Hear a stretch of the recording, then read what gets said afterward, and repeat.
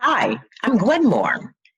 This August marks the 100th anniversary of the passage of the 19th Amendment to the Constitution, which guarantees and protects women's right to vote. Wisconsin was the first state to ratify the amendment. And I want to highlight the contributions of Black suffragettes who helped to push the movement, like Mary McLeod Bethune, Ida B. Wells, Mary Church Terrell, and Sojourner Truth, as well as more contemporary figures like Shirley Chisholm, our own Vel Phillips.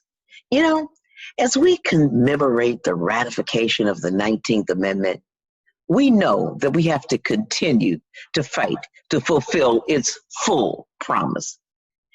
Black women were not always welcomed in the early suffrage movement and inserted themselves into the movement. Black women across the country didn't get the right to vote until 5 decades later with the passage of the Voting Rights Act of 1965, which was under assault and gutted.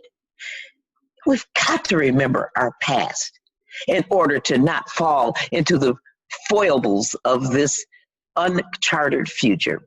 We got to remember the role that these women that I mentioned earlier played in standing up the history of our democracy and women's right to vote in this country.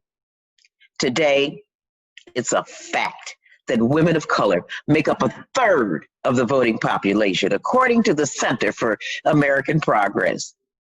So during this historic 100th anniversary, we've got to work to restore faith in our elections and to thwart attacks on institutions like the census and the post office and the Voting Rights Act, and to continue to remember our history as suffragettes who fought for this right.